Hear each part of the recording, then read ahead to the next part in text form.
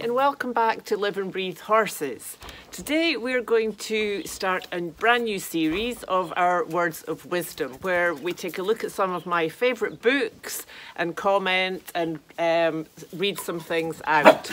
So today we are starting with another Nuno Oliveira, which is the last one I have from him at the moment, and it's called Horses and Their Riders.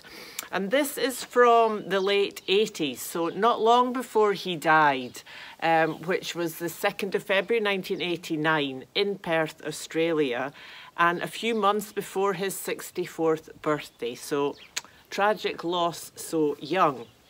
And this book starts with a section of the actual book, so to speak, and then there's another section of lessons plans and another section at the end with student notes from clinics. So it goes off slightly different than the previous ones we've looked at. And today I just want to start with the introduction to the book, because that in itself is gold. Wisdom. Hey Umo, I decided to see if I could film up here, and Umo is a bit of a camera hog, so he just decided to come and join in. So I hope you're listening, Umo, it's very important. So, in the words of the master, once again I have taken my pen to write about horses and riders.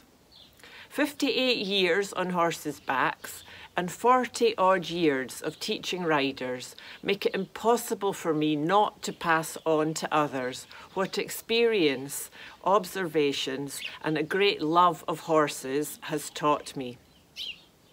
I even feel that I have a moral duty to transmit to younger people what so many years of experience and research have taught me. It's once again on the other side of the world, in Australia, where I find myself teaching riders who are full of enthusiasm and want to learn, that I take my pen up again. This time, I'm going to talk about, amongst other things, the breaking in of the young horse, how to start teaching a new rider, and a little about how to give these lessons. General Lot, in his wonderful book, Questions Equestre, says, horses always recall their first habits. Like him, I dare say about riders that riders always recall their first habits. Breaking in the horse correctly simplifies later training.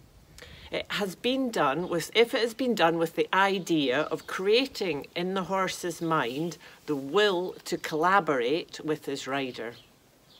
A rider who has had his first trainings with advice from an enlightened teacher whose character has been observed and who has been taught according to this observation and who's not followed a rigid method, will later find that he can approach more advanced work in a simple and relaxed manner. Equestrian art belongs to our cultural heritage as much as to art itself. But no art deserves this name if one is content with mediocrity. That was a big sigh, Umo.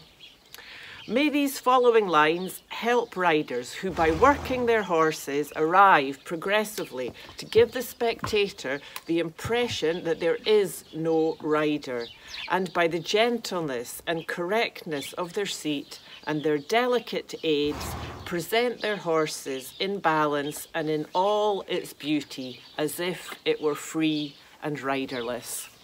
Well, that has to be a common goal through all of equitation, I would think.